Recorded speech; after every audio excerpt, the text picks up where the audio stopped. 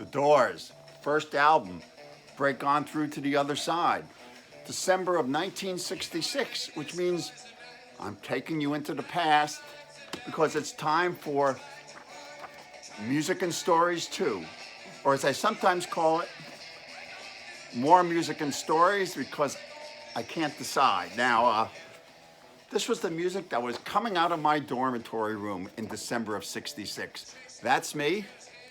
That's W.C. Fields' poster, my psychedelic poster.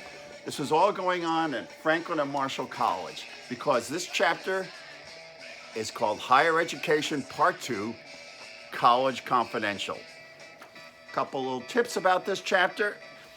Compared to the last chapter, it's going to be less exposition, more good stories that are almost true. It's going to be funnier, and spoiler alert, cover your ears because it's only fair. It's going to have a happy ending. Happy ending, all right? So, we're back at Franklin and Marshall College, okay, in Lancaster. What can I say about Lancaster and Franklin and Marshall? Well, it's 1,500 men. There were no women. It was 170 miles from civilization.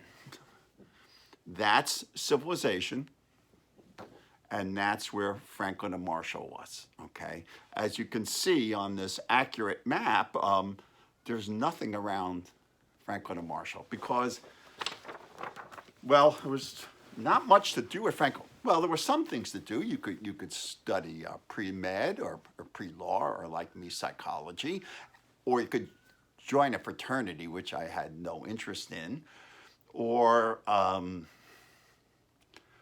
you could be a DJ on the college radio station WFMC, 50, count them, 50 watts on your dial. Now, that just meant it could broadcast about 300 yards, but that was about it. But I had a radio show every Friday from 4 o'clock in the afternoon till midnight. I had my own show because nobody else wanted to take those hours. And I had nothing better to do but bring in my records and play them, which was a great learning experience. I learned to make live mixtapes, to make connections between songs.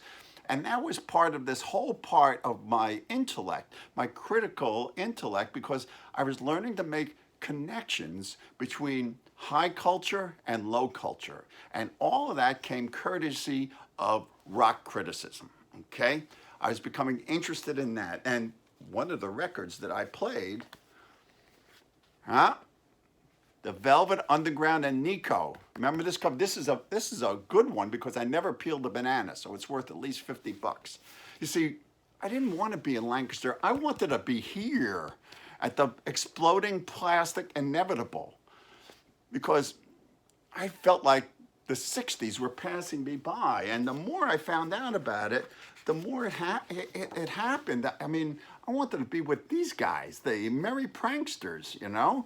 They were all high on LSD doing an acid test in San Francisco, led by one of my favorite writers, Ken Kesey. And all this information came to me courtesy of my favorite journalist, Tom Wolfe. And every week he'd publish another chapter in the Herald Tribune, and it would be this siren calling me because I wanted to get on the bus. I wanted to get on the bus and become part of the counterculture. And I made that hard decision because of all these cultural influences, because I'm very influenced by what I read or listen to or see.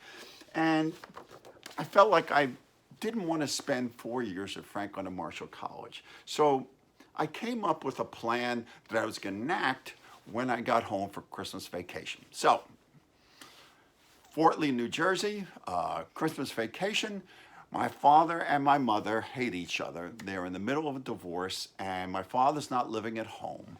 But he comes home because of the time I'm going to be spending there. It's going to be easier, and it's awful because now they're in the same house together, and all they do is scream at each other, and there's all these arguments.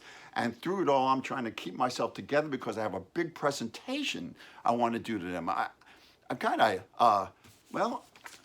have a 3-point offensive, okay? So let's start out with the setup, okay? The setup is, I got great news. Now, I should never have jumped the gun and hit him with this the first day, but, you know, maturity, okay? I got great news. Here's my grades. I'm getting an A in American literature. I'm getting an A in Russian history. I'm getting a B in psychology, which was my major, and I'm getting a C- in statistics, which you had to take for your major. Now, my father wasn't as enthusiastic, nor was my mother, about my grades as I was. But so then I hit him with this. I like college so much, I'm taking 5 courses next semester, okay?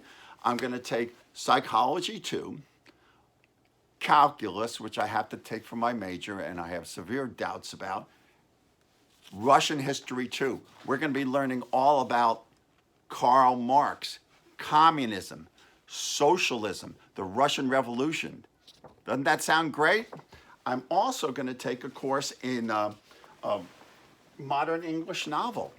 So I'm going to be reading James Joyce. I'm going to be reading A Portrait of the Artist as a Young Man, a great book, and maybe some Evelyn Waugh. How exciting is that? I have to read a book a week. This is great, Mom and Dad. And my final course, here's the one I'm most excited about. It's the history of Eastern religions, from Hinduism to Zen Buddhism. I'll be learning and reading the Upanishads. And here's the thing. I have learned to love this kind of studying so much that I've decided that after this semester, I'm not going to be a psychology major anymore. I'm going to switch to history or English because I've decided that if I stay at Franklin and Marshall, I know what I want to be in my future. I want to be a college professor. Now there's like a vibration in them. They've never even, then I hit them with, but there's nothing to do at Franklin and Marshall. So I want to cash in my bar mitzvah bonds and buy an electric piano and form a rock and roll band. So be a professor with a rock and roll band learning Russian history. That was point 1. Now, I said, and if I can't, well, what I really want to do more than continue going to Franklin and Marshall is transfer to a liberal arts school, someplace which appreciates the kinds of things that I'm into, someplace like where there's the counterculture like this. This is what I thought it was like at the liberal arts colleges, very liberal arts colleges. You know, and I want to also keep up with what's going on in the world. I want to, you know, be against the war in Vietnam, which you know I am, you know, and what else? Oh, of course, I want to be part of sit-ins. This is not going well, okay? I said, now, if I can't go to a liberal arts school, how about the thing that I most want? See, I'm building with the 3 points. I most want to go to NYU Film School. See, this is what I thought film school would be like. There's George Lucas, there's Francis Coppola. I had no idea who these guys were back then, but I found this picture of them in film school, and doesn't it look cool, right? I don't think I could grow a beard. Now, how did this go over? There is a little Walter song called Boom Boom, Out Go the Lights. That's what was happening. Everyone screamed, and then everyone split and went their separate ways. Okay, so that didn't work out that well, but it was time to hang out with my friends. And we got together. There's Eddie, Teddy, Fred, who I introduced them to me. Fred was pre-med at Franklin and Marshall, and my best friend, Susan Miller. And we went record shopping in New York because I had to get records from my radio station. I actually bought my first Ravi Shankar record on that day. And I bought this album, Between the Buttons. Remember this? And on the flip side of the single was Ruby Tuesday. This is going to be great on my radio show. And Eric Clapton had a new band, and I bought their first record, Cream. This is a really, really good record. You see, like the song says, I wanted to be free. All right.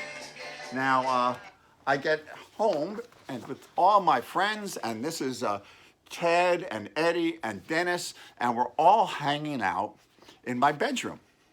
Now, we haven't seen each other in a while. We're shaggier, and shaggy being the operative word, and look kind of like, suburban hippies. And we did something we had never done before, because now we were kind of brave. We bought a lid of pot.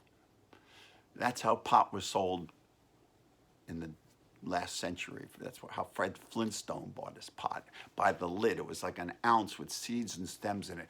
But a lid cost $15. But if you really wanted good pot, you spent $20. And since this was the first time we'd ever bought pot, we went for the 20, right? But as soon as we had it, we kept thinking that the cops could smell it on us, that they could see us. We had to hide it somewhere. So we went to my house and we hid it in my clothing drawer inside my tallis bag. A tallis is the prayer shawl you wear, when you go to temple. And I figured by putting it in a tallis bag, God would protect me from detection.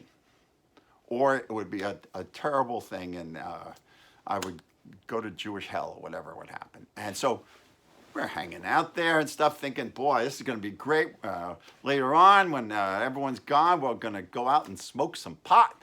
And maybe smoked it 5 times before that. And my father comes into the room and sees us and gives us hey, the gang is all here together. How you guys doing? And so good to see you. And boy, your hair is long. Looking a little shaggy there, guys, And he says, look at you all grown up. And he gives us this funny look, and he walks out of the room, and he says, you're all men now. And he comes back with 5 glasses and a bottle of scotch. And he pours us all scotch. Says, look, you're college men, right? We can have a drink together. No more sneaking in the liquor cabinet, okay? Toast. So we have a big toast, and, tell me all about college. And it's just the way he's doing it is just...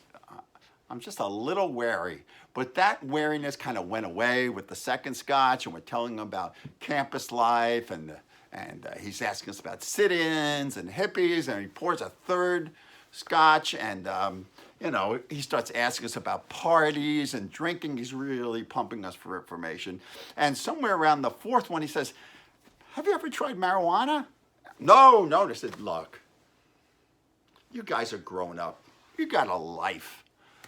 I'm not going to get mad, Why would I get mad about something like that? But I just have read about it in Time magazine. I just want to know, are you guys smoking pot?" And, oh, no, Mr. Arkish, as the 5th glass goes. He goes, what would be interesting? If you guys, do you have any pot? No. If you could get some pot, I'll try it with you, right? Now, where do you think you get some pot? Do you know where you can get some? And Ted, who was pretty drunk from his 5 shots, thinks it's funny to say, well, whatever you do, don't look in that drawer. My father turned a great shade of red, pulled open the drawer, looked through it, took out my tallis bag.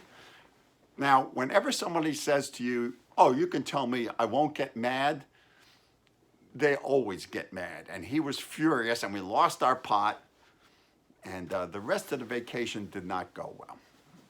So it was time for me to head back to Franklin and Marshall, because I had to go back to my psychology class and take care of my mice. I had 12 white mice, and they were the mice that you took care of and got them through these behavioral experiments, things like getting them to go through a maze and everything, and they had to go through the maze and line up with whatever the results were in the book. They had to do exactly what the book did, but they're mice, and you give them pellets to do what they wanted. And I gave them all names. This one, I named them after different rock bands, and this is Ray Davies here, This was the Kinky Mouse, and he's the ringleader, and I used to bring him little snacks from the cafeteria, to encourage them and set the maze. And kept me right on schedule. Now, the other thing that I was confronted with was in religion class, the Bhagavad Gita. Now, this is the text in which all Hinduism is based, and we had to read it from front to back. This is slow reading. This, let me just tell you, it's like reading the Old Testament. It's slow going.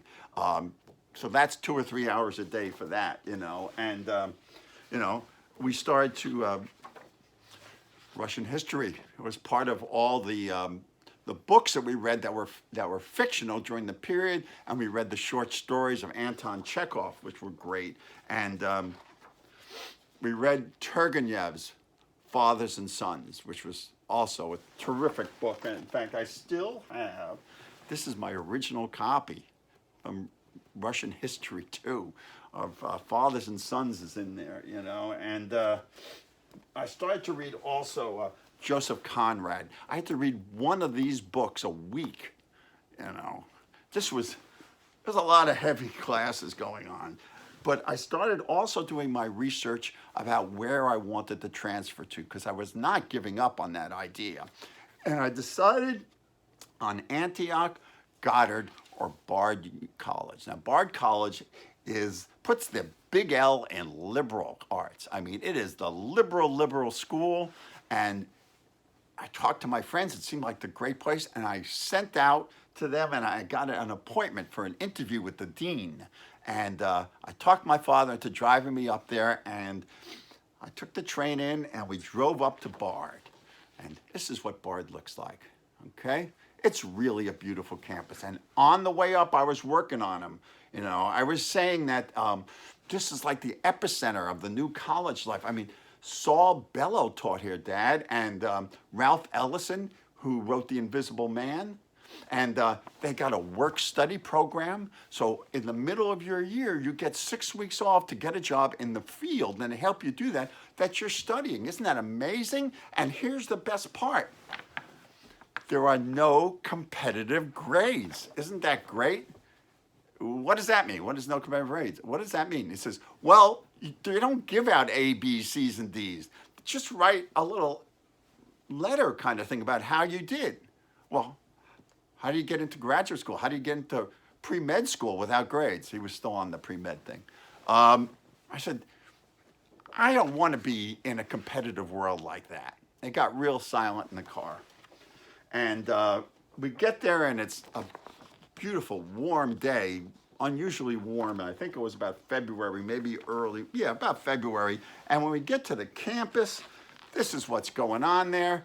This is an actual picture of Bard in the 60s. People are playing guitars, and I go in and have my meeting with the dean of admissions, and my father is looking out the window, and what he sees is people playing guitars and long-haired hippies playing frisbee, running around, and I thought beautiful long-haired girls playing frisbees, and this wasn't going over real well with them. But now it's time for the campus tour. Now, if you guys have smart kids like I do, you've been on many campus tours these days. And what you do is you go there, and they set you up with a really smart young student with an A-type personality and all A's, and they know everything about the school, and they talk real fast, and they answer all your questions, and they walk backwards as they're telling you the stuff at about 15 miles an hour, and you can't really keep up. Not the way it was at Bard. Our guy couldn't find us. He was late. And then finally he shows up. He asked us who we were. He had our name wrong. And his hair was kind of matted. And I could tell he was pretty hungover. And his eyes were kind of red, like he was stoned. And we start the tour. The other thing is, I have never in my entire life seen someone whose clothes were more wrinkled than his were. Okay, so now we're going around the tour, and of course you ask, what's your major? And he was very vague about that. No matter how we asked that question, he seemed to avoid telling us what his major is, but he was a senior, but he was still taking junior classes and sophomore classes. So he was not the best kind of guy. And at one point, my father said to him, because he's looking through the map, and he says, "Oh, is that the arts building or is that the science building?" And the guy looks at the building and he says, "You know, Mr. Arkush, I can't, it's hard to tell in the daylight." Well, that was the end of Bard for my father, and he starts walking towards the car. I'm trying to save this thing, so I say, "How's the social life on campus?" And the guy perks up. He's all about the social life. He tells me about the parties, and they don't have fraternities or sororities. Just everyone, is together. They love each other, and they have these great dances and stuff. We have the best band of any campus in the area. They're called the Leather Canary, and they got a singing drummer, right? And now my father is honking the horn, So it's obvious I'm never going to get to see the Leather Canary with their great singing drummer. There he is, Chevy Chase. Chevy Chase was the drummer of the Leather Canary. But we're not done yet. Here's what else I missed. The guy who created the Leather Canary and ran the band, his name is Donald Fagen. Does he look vaguely familiar to you? Because he had a roommate called Walter Becker. And after Leather Canary, they formed a band called Steely Dan. So I never got to see Leather Canary or Steely Dan play at a kegger, but Steely Dan wrote a song about Bard, and it's on Countdown to Ecstasy, and it's called My Old School. I'm never going back to Annandale. I'm never going back to my old school. It's the story of how they got busted in college. So on the drive back to New York, it's clear that when I explain what Antioch and Goddard is like, that I'm not going to a liberal arts college. And man, it got tough in the car, and I really pushed for film school. And here's my logic. I wasn't going to give up. I want to go to NYU, Dad. It's in New York City. You live in New York City now. You and I both share this thing, this love of movies. It's my college years. Let me do something that I love. I hear people actually get jobs in movies these days. That's really, really what I do. You can keep an eye on me. You can keep an eye on me. That kind of got through, and finally he says, "Okay, you can apply to NYU." So I applied to NYU and Boston University, okay? So now I get back to campus, and I'm starting to get a little bit of a following, so to speak, on my little radio show. I mean, a following, all my friends doing it. And this is the kind of music that I'm playing. And whoops, that's the wrong one. This is a great record, and this is one of the ones I put in heavy rotation. Do you want to be a rock and roll stars on it? This is the Byrds. And there's a line in this song called, "I think that maybe I'm dreaming." Oops, I missed my cue there. But the "I'm dreaming," that's David Crosby signed this for me in 1989. The other stuff that I was playing then was the Youngbloods. The Youngbloods, I put on this is what the album I had at the time looked like. The Youngbloods were out of New York City. They were kind of a folk rock group started by Jesse Colin Young. And they did a song that everybody knows called "Everybody Get Together and Love One Another Right Now." Terrific band. This is their second album, Earth Music. And the last of their records is, that's a studio record, is their best. It's called Elephant Mountain. And I was starting to read Billboard magazine, and I found out about a group out of England called The Who. And this album had a song called Happy Jack and a mini rock opera on it. This is a very good record, and I'm really expanding my horizons. And one day I played this record, and I had never heard of this singer, but now I can say with complete confidence that this woman is the best singer of the last 100 years. She had just left her old record company. I found all this out later, and she had moved to Atlantic Records, and they knew the secret to how great she was. They let her pick the songs and lead the band and play the piano and sing. It's Aretha. I never loved a man the way that I loved you. this is a great record, okay? And being still academic and now, of course, trying to find out more about soul music and R&B, I've decided I would start the beginning with a dictionary, the Dictionary of Soul, right? Otis Redding. Otis Redding, Booker T and the MGs, it's going well, okay? At the same time, everyone was like starting to get enthusiastic about some of these records I was playing, and I started to check on the Billboard charts, and the Doors song, Light My Fire, was moving up the charts. And from the Jefferson Airplanes' second record, which I loved and played to death, one of my favorite songs, Somebody to Love. I mean, I had pretty good ears. I played those songs way before anyone else did.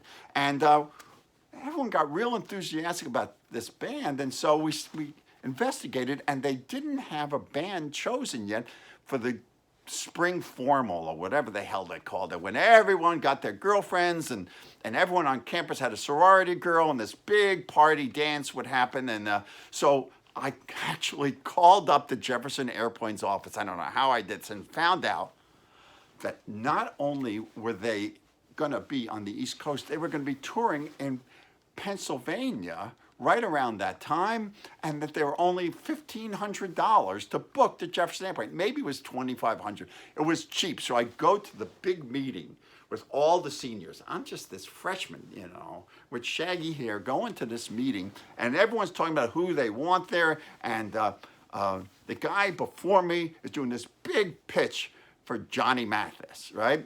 And so I said, I've got great news. I found out that one of the hottest bands in the country is going to be right near us, the Jefferson Airplane. And I got no reaction. Didn't know who they were. So I ran to my room. I took my stereo, you know, didn't have a little portable then, just took the stereo, brought it to the meeting as the other people were talking, set it up, and played White Rabbit, thinking this is going to be a lock 'em in. At the end of White Rabbit, they voted for Johnny Mathis. Okay, end of that. While we're talking about the Jefferson Airplane, it brings to mind getting on the bus, because all of you baby boomers I know, have had the same experience. And this experience is your first acid trip. So I'm now going to tell you the story of my first experience with LSD. Now, little backstory, I'd heard of LSD by watching TV, Timothy Leary would be talking about LSD and consciousness expansion on various talk shows like David Susskind. And also there was a show called Route 66. Todd and Buzz drove a Corvette all over the country. It's actually a very good show, and with Sam Peckinpah directed on it, Robert Altman. It's really a good show. But they did this episode at Harvard where they were doing these experiments on kids with a psychedelic drug. And that was actually the story of Timothy Leary. And I started reading Allen Ginsberg's Yage letters about taking some kind of vine in South America, and reading about peyote sessions and mescaline and psilocybin and all this stuff. So I really wanted to try LSD, and luckily or unluckily for me, there was a guy on my dorm who had 2 tabs of acid. And we decided to expand our consciousness to find the inner world in the outer world, or all that stuff, and, you know, to set the mood. And so at dinner in the commissary, right after I had my Swiss steak and mashed potatoes, I took half a tab of acid on a Tuesday night, and kept the other half and went back to the dorm, and went back to my homework. I mean, with this kind of course load, get back to Nostromo, you can't waste a minute. So I knew that in about 45 minutes or an hour, I might start feeling a change in my consciousness. 45 minutes goes by, an hour goes by, nothing. I had forgot to calculate in all the mashed potatoes and Swiss steak that the LSD had fight its way through. And then at about an hour and 25 minutes, I made the great rookie mistake. You all know what it is. You take the second half. Within minutes, I started to feel an acid rush that was terrifying, okay? I barely got the glass Noxzema jar on top of the tensor lamp and got the black lights going and everything. And I put on this record and lay down on my bed and listened to this record. And when it got to this song, I think it really kicked in because I had this plant on the window, this little ivy plant. And while this song is playing, it turned into Father Mackenzie, okay? In a little collar and everything. And his fronds go moving as he dances around to this. And the plant joins in on all the choruses. It sings, "Ah, the Lonely People," all right? So I'm really in for it. And I'm going through the Father Mackenzie. I'm going through this whole record, hanging on for dear life when this song comes on. Right? When John Lennon composed this song, he told the engineer, "I want this song to sound like what goes on in the Dalai Lama's head." Okay, whatever you think, John, if you are on your first acid trip, this song, "Am I Dying" and all this stuff, it's scary as shit, okay? I can't get through this song. I gotta put on something poppier, something more fun. So I go over and I grab a Spencer Davis Greatest Hits with "Give Me Some Lovin' on it," thinking, this is a dance thing, this is great. But with each boom, bump, mandalas appear in the room and they thump, right? Boom. And they cover the ceiling. There may not be room for all the mandalas. And then they're everywhere with that big hay, and I go, I gotta get out of this room. I'm gonna get killed by the mandalas. And I run out the door into the hallway because I gotta get some air. And I realize that there's no air in this hallway. This hallway goes on to infinity. Like one of those examples of perspective that they give you in history of art class and Renaissance, It just goes on forever. So this is not where I want. I got to go outside. So I go to the stairs. I'm running down the stairs to go outside, and the stairs start turning into DNA, and the stairwell turns into a chromosome strand, right? And I'm running down the chromosome strand and run out into the park right next to my dorm room, and all the lights are ejaculating photons, okay? I am really ripped because I think by then the second acid tab had kicked in. And I spent the next whole bunch of hours wandering around that park looking for the other guy on my floor who had taken the acid. So it gets to be about 3 or 4 in the morning and I'm getting a little calmer. And I've had all these oneness with the universe moments, and I've got my life figured out. It's time to go back to the room maybe and lie down on the bed. So I tiptoe back, and when there's nobody awake in the dorm, and I take my stereo and I take the 2 speakers and I put them on both sides of my head and lie down on there, and I put on this record.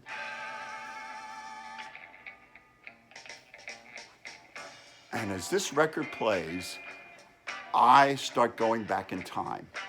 And for the rest of the night till I fall asleep, I am listening to this album. And this album contains the truth as I go back in time and see all these things in my past till I end up in my crib, curled up in the fetal position. But I came to understand this album, and I came to this group knew something of what I was going through on this trip. This is the Grateful Dead's first record, indelibly put in my mind. So now I'm a Grateful Dead fan for life. Not too bad. Okay, so it's time to get serious about my studies because I got a lot to do. And also to wait to get those letters that are going to tell me whether I'm going to go to Boston NYU or stay at Franklin and Marshall College. And the first one comes from Boston, and it's thin. It's a thin letter, and they don't want me. So I hate to be bitter.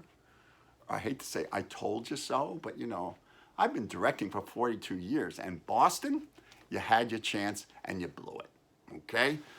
The NYU letter comes. I tear it open. I'm in. The tension of me getting that letter and then finding it was incredible. I was dancing up and down the hallways because I knew where I was headed. It was a great day. Now, all I got to do is get really good grades and get through the rest of the semester. So I call a meeting with my mouse, Ray Davies. I make a deal with Ray. I said, Ray, I will get you Apple Brown Betty from the cafeteria as much as you guys can eat, and I will put it everywhere in the maze, but you got to give me this. You got to do what the book says and end up just like this, you know, whatever this is. This is the charting statistically of what mice do when they're chasing Apple Brown Betty or whatever. So I got that. I got to get through that class. Then I got my Russian history class. Now, Russian history, huh? Well, I also got to get through, well, with Russian history, it's time for the heavyweights, you know? Where is that? Ah, here it is. Okay. So with Russian history, we got books like, this looks like a fun book, huh? Dead Souls by Nikolai Gogol. It is a great book. So we're reading that. We're reading all about the Russian Revolution that's coming, and we get to the heavyweight. The world's heavyweight book champion, the mad Russian, weighing in at 700 pages, Fyodor Dostoevsky. Now, I got to read a book every week in English class, and in 1 week, I've got to read The Possessed. Okay? Great book. It's 700 pages. Maybe it was a week and a half. Not easy. So that's not enough in this class, because this is a class that separates the men from the men, because we then get to what's called socialist realism. Okay, get out your notebooks. Here's what socialist realism is. At a certain point, Lenin and Stalin and all these Russian revolutionary guys decide that culture and art are for pussies, okay? We're not going to do any of that beauty and art and stuff. You got to do art and make the state look greater, you know? Make Russia look greater. So they say that no subject can be done if it doesn't glorify Mother Russia. And what we have to read next is a 150-page poem called The Bratsk Power Station by Yevgeny Yevtushenko. You try and say that 3 times fast. Now, 150 pages on the making of a power station, the pouring of the concrete, the twisting of the wires. It's going to be on the final, everybody. So now I'm studying for my final. The final in this Russian history class is as big, as thick, and as complicated as War and Peace. You like that line? I've been working on that line. It's as thick and as complicated as War and Peace. But I was up for the challenge. This was the toughest course I've ever taken in my life, and I aced it. I got an A. Okay, so that's out of the way. Calculus. Now, the mice came through, and I got like a B- in psychology, but calculus was killing me. I spent an hour and a half every day trying to figure out calculus. I even got one of the guys on my floor to coach me on this. He was a math expert, but no matter what I did, tried to memorize it, I got a D in calculus, and that was kind. They could have given me an F. So then that leads me to, modern English novel, and we're reading great D.H. Lawrence, Lady Charity's Lover, D.H. Lawrence, Sons and Lovers. This book, which I never thought I would like, but is really, really good, by a guy by the name of Arnold Bennett. It's called The Old Wives' Tale, which on the face of it doesn't sound like the kind of book a teenage boy would like, but it was really, really good. But I got to come up with a book that I'm going to do my final paper on. And I start thinking that it might be time for the Don Drysdale theory to come into effect. Remember I told you about that the last time? The Don Drysdale theory is that, like a kid in high school only knows about Don Drysdale, only do your schoolwork about topics you know of, okay? So I kept thinking, all right, I need a contemporary or modern British or Irish novel that covers the same things that the professor wants me to, and I remember this book called The Ginger Man. This is the complete and unexpurgated version because it's full of great sex scenes. So it's good reading. My friend Dennis gave it to me along with a record by Tommy Makem and the Clancy brothers. We were really into Irish stuff when we were in high school. And I read the book and I write my paper on it. In fact, years later, I did a big monologue in acting class from this book to no apparent effect on anyone in the class. But I'm worried about what am I going to get. And like Don Drysdale winding up for a fastball, boom, down the middle of the plate, I get an A, all right? Now, we're down to the last class. And just to give you an idea of what I'm still up against, all right, The Essence of Buddhism. That's slow reading. This one, though, was really, really good book. I love this book. An Introduction to Zen Buddhism by D.T. Suzuki, who is, the king of Zen Buddhism, and whose name I had heard before. Now, I got to do a final paper on something in Zen Buddhism and how it relates to the world today. And that D.T. Suzuki book made me realize that I'd heard that book before in my readings about the Beat Generation. There was Alan Watts, who wrote about Zen Buddhism, and Allen Ginsberg and Gary Snyder. So I go to the school library and it's a real library, and I do some studying, and I read up on Gary Snyder. And that's him on a meditation retreat with Peter Orlovsky, who was the lover of Allen Ginsberg.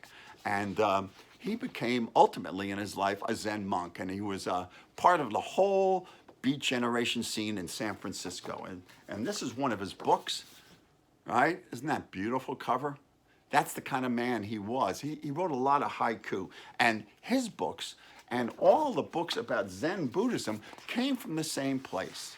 They came from the City Lights bookstore and the City Lights Publishing Company, which seemed to make nothing but banned books or books that included references to Zen Buddhism, So I did some research and I came up with the book that saved me. I read this book called Dharma Bums by Jack Kerouac. And in this book, it's all about San Francisco in the mid-50s. And Gary Snyder, this guy, okay, becomes a forest ranger. He lives on this tower above the forest, and he's there to look for sparks.